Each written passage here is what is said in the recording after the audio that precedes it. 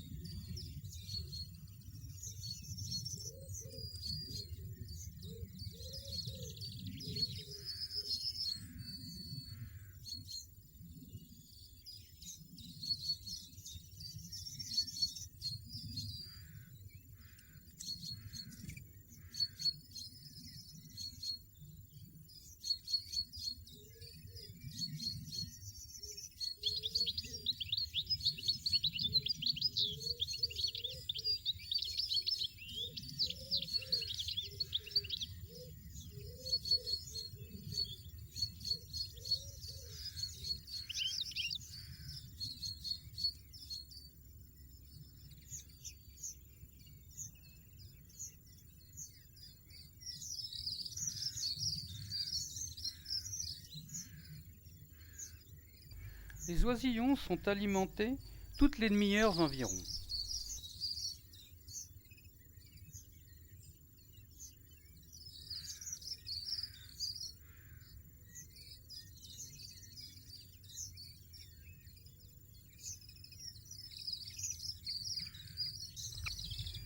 Bien que l'oiseau soit granivore, la bouillie blanchâtre régurgitée pour les petits en bas âge est largement constituée d'origine animale, telles que chenilles, pucerons et larves diverses.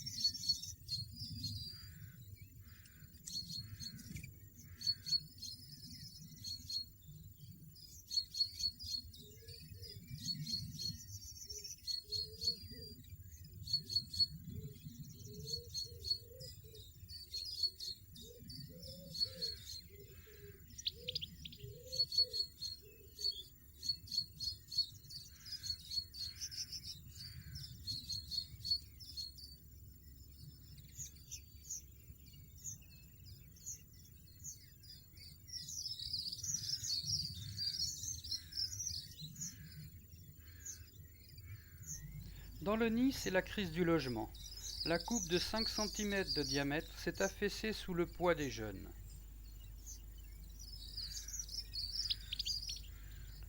De plus, suite à l'orage d'hier, l'un d'eux a disparu.